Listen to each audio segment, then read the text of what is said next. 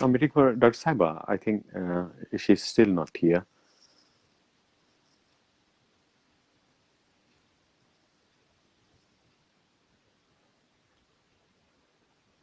Ji, I think उनका connection. Some issues with the connection.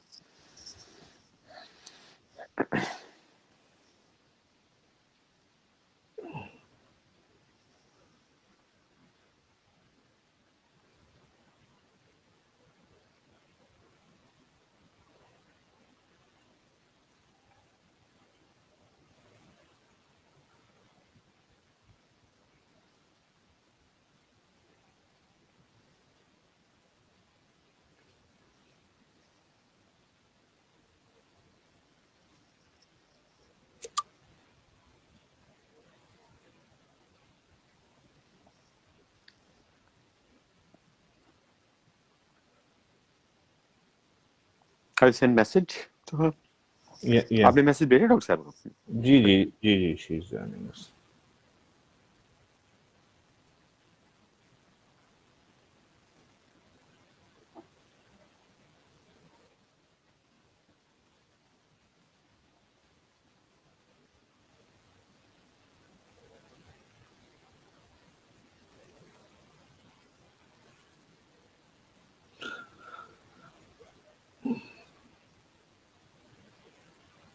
लगता है दिल्ली से हमारे राब्ते जो हैं, we are disconnected from New Delhi.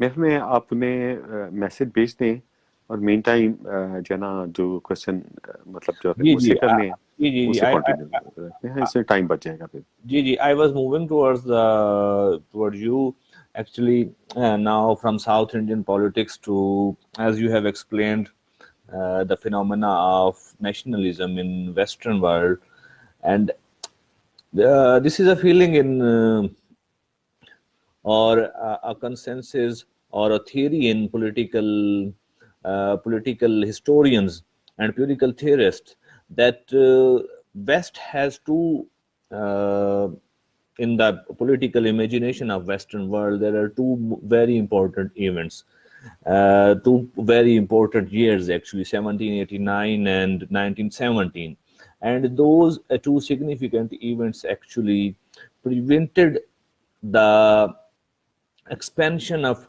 capitalism or or make them give some relief to the people in Western world, and the Western world actually moved toward a socialist kind of social welfare states.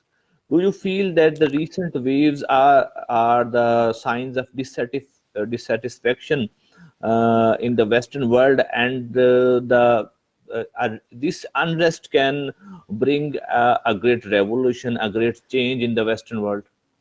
I don't think so. I don't think so that this unrest is as bigger or as greater that which it was in the days of the French Revolution or the Russian Revolution.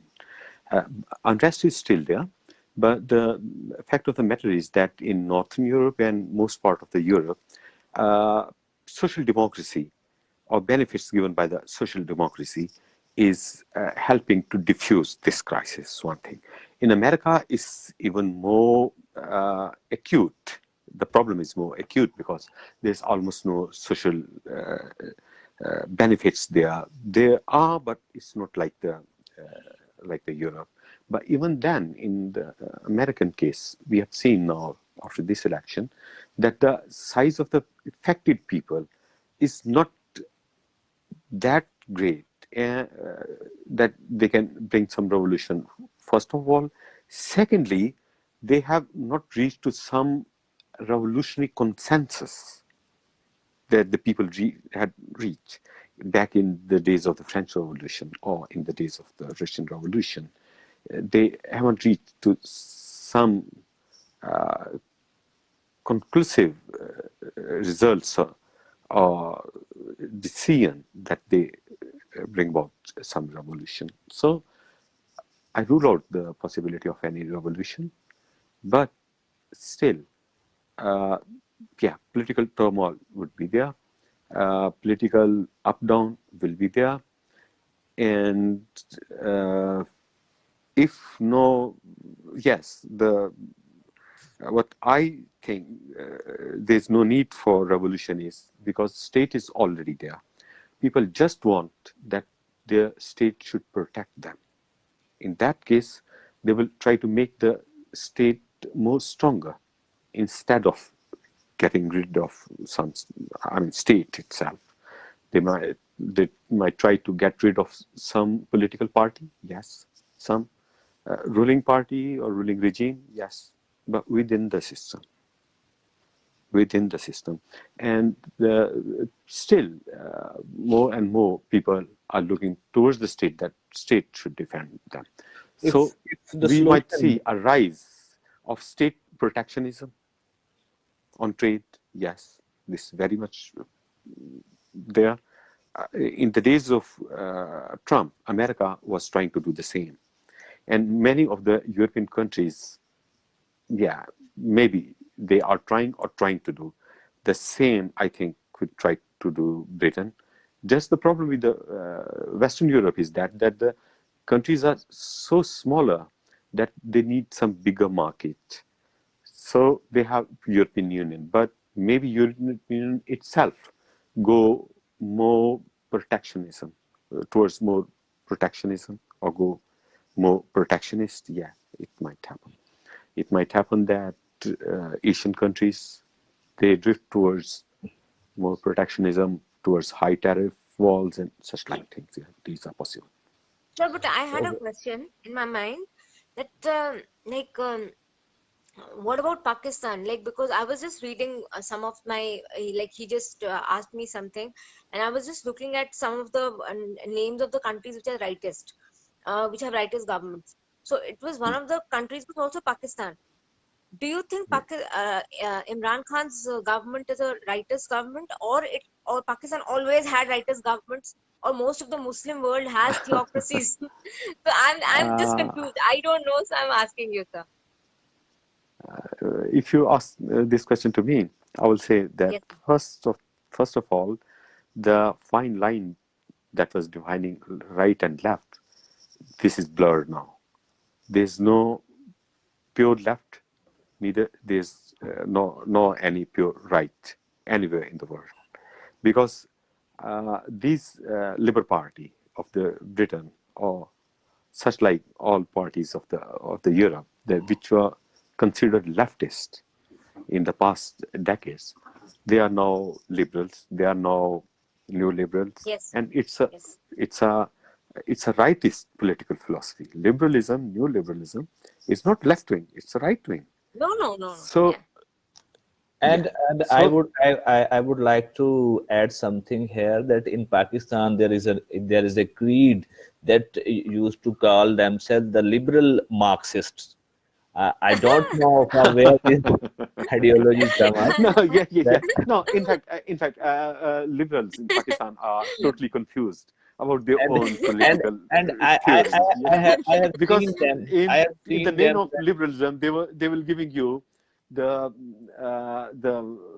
arguments of sometime of socialists, sometime of ultranationalists, and sometime of Nazis. Yes, And because sometimes they national are socialism. What is national socialism?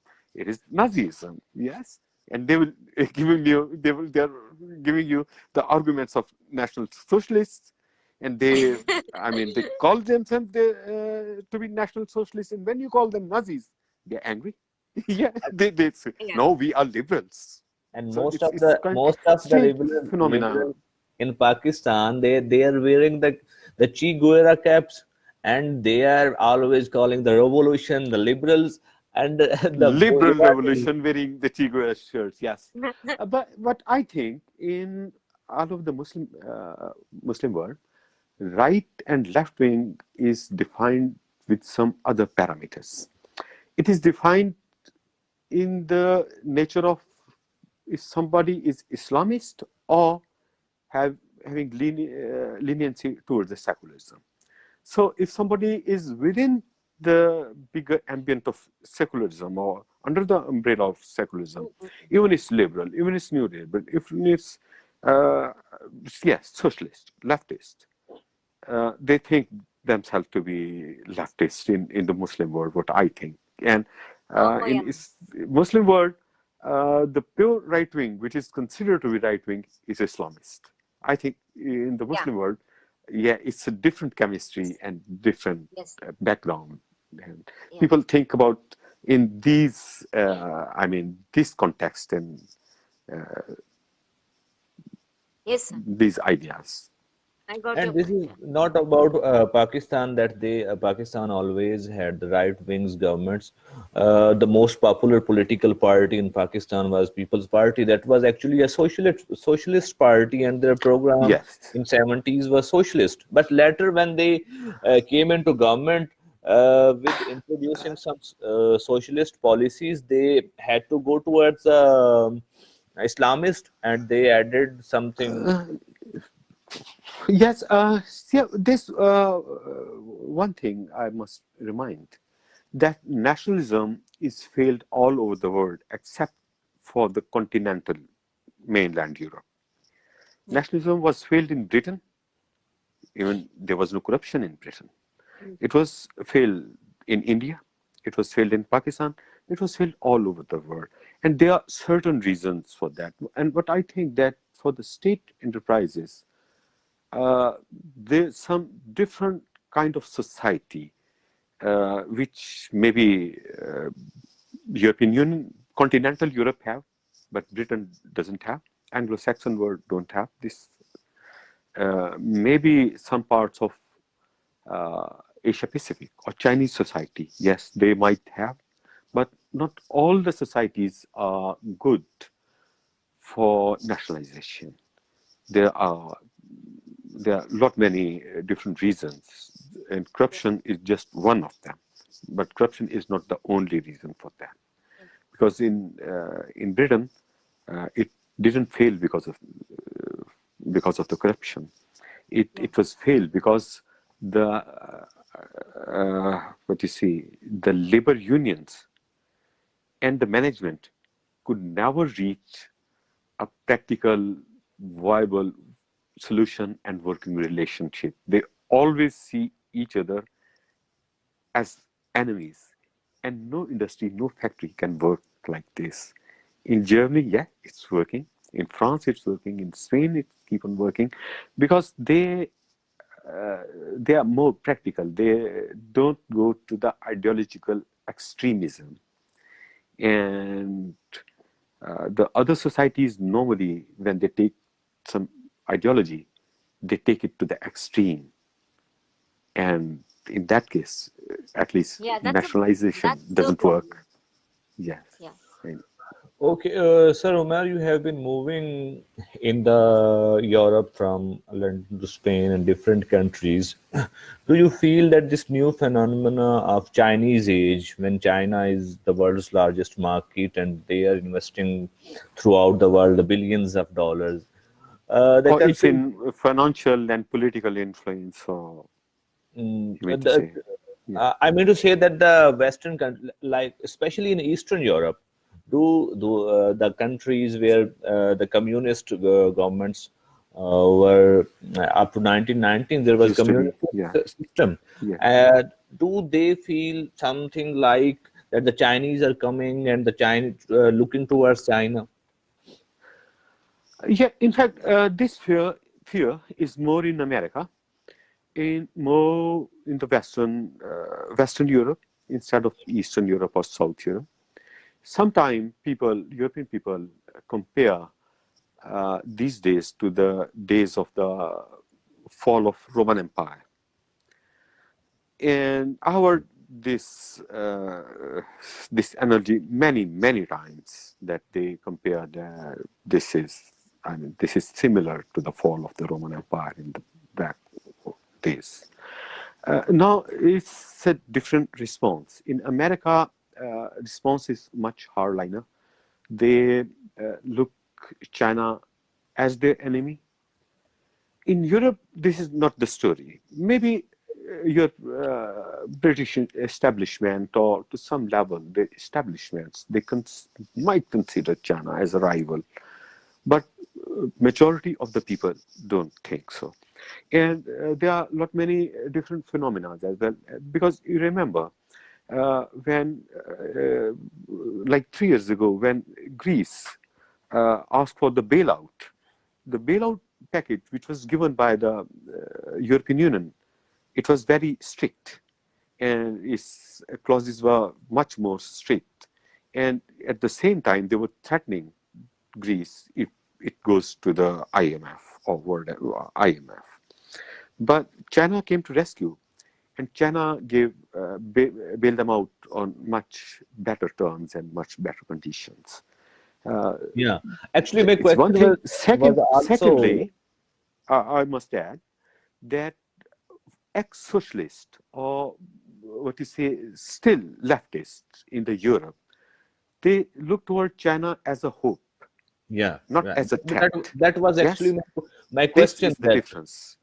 And since in America there were no socialists, there were no leftists at all, so that's why in American context they see China only as rival, only as enemy, while the left in the China, in the Western, in the Europe overall, they think that China maybe have some help, maybe they can work better with China, and maybe their overall influence of China, or for example, loans given by China would be much better than the loans offered by the corporations, or maybe by the Germany, because in the case of Greece, we have seen that terms of Germany and Holland were much more strict to bail out So than the given what by about China. the Muslim world? Like, I'm just wondering about Muslim world, because you should see that, millions of Uyghur population has been, like, Yeah, affected. yeah. People a lot talk a lot about the Uyghur, I mean, problem. But let me ask some There, of the questions. Some questions. Uh, if you go back to the decade of 90s or little later, Kashmir problem was there, whole the world knew it. Palestine problem was there, whole the world knew it. Even Rohingya problem was somewhat there, and the world knew it. Where was Uyghur problem in those days? I will ask. Yeah, because if some problem just spring out of thin air overnight, I yeah. become suspicious, because I start looking for its roots. So certainly there are a lot many to learn and listen, to be listened from the Western media about the Uyghur people, but I could never understand a few things. Maybe there's somebody who can explain it to me. Why Uyghurs didn't want independence 20 years or 30 years before? If they were demanding for that, what was the movement? If this quite new phenomena, what are the problems that have emerged in last 20 years? Because in last 20 years, Xinjiang province have seen more prosperity than the past. So victimization, okay, very good. But what sort of victimization is there? What they are exactly doing? Because we listen horrible stories as well, like Nazi concentration camps, but I've never seen any video or such like this of any concentration camp. Yes, you can see that it's a very closed society. It's a very tyrannical society. It's very dictatorial In fact, atmosphere. sir, they're Yes, saying of that they course. are But interpreting this is, Quran in a communism's way. Quran, sorry? like that, they are interpreting Quran in their own way. Like communism in a in a similar way. Yes, which way? Which way exactly that they are Communisms. interpreting? Yeah, I don't know how they're interpreting it, sir, but like they are. Yes, I have visited. actually, there is a feeling in Maybe it may Pakistan not be true. also. yes. Sir इन चीजों में सच्चाई और कितनी होती है वो जरूरी नहीं है, मैं तो कितनी, आपसे पूछ रही हूँ बस. हाँ, मतलब देखें, मेरे लिए तो सारी all for me, all this is highly doubtful. With, I mean, Okay. some political game behind, because why they are not crying? Because lot many of Daesh Khorasan, Daesh Afghanistan, have been transferred to Xinjiang for terrorism.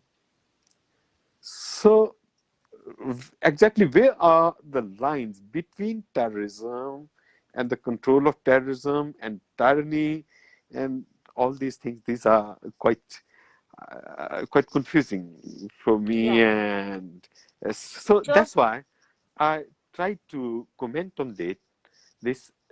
Yes, I keep on trying to look or to find some material in documentaries or such like that.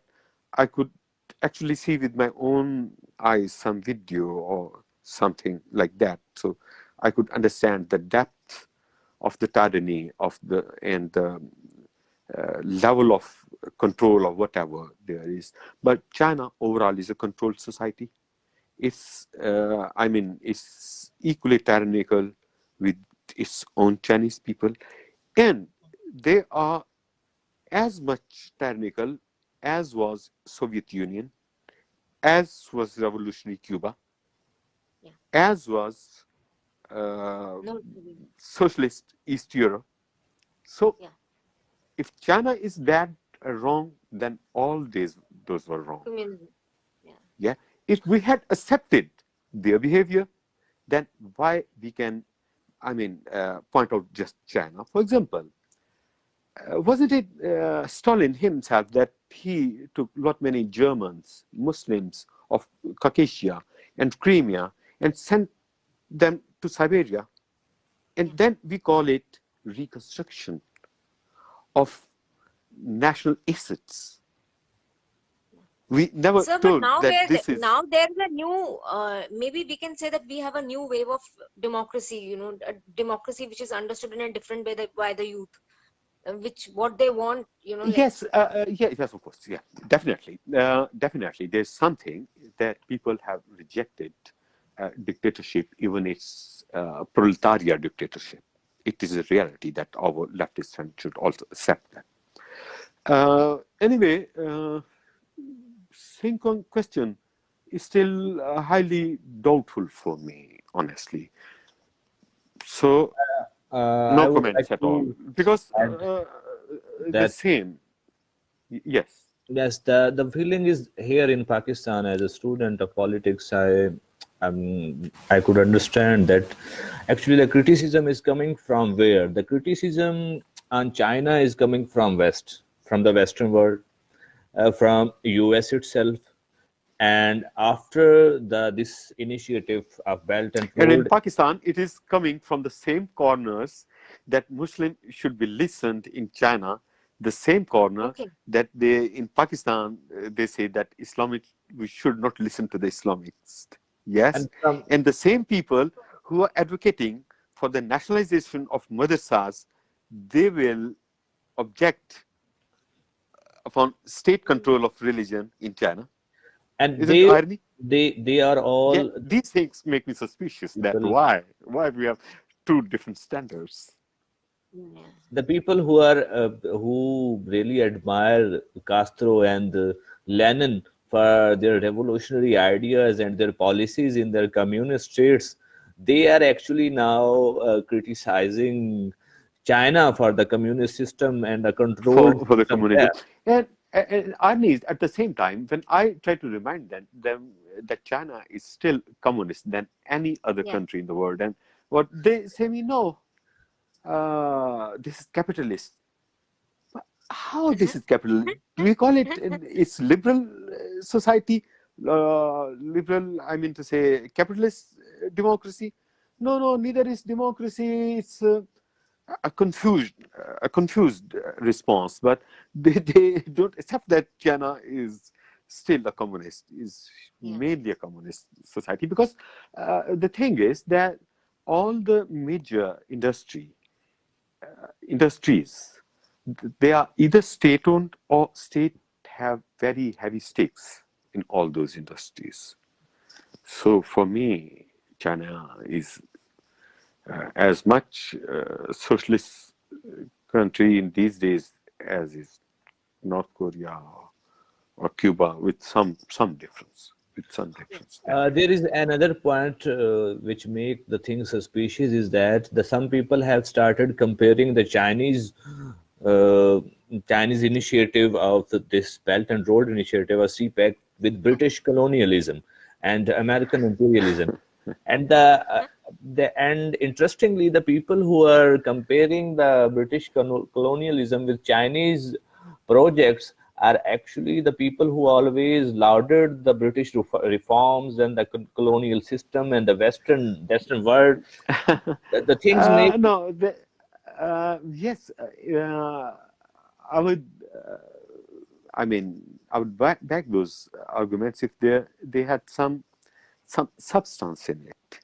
But honestly, I don't see any substance in it. For example, some intellectuals were criticizing at Tuta that China is such a dragon that it gives you loan for some project, and if you can't return it money, it take the project.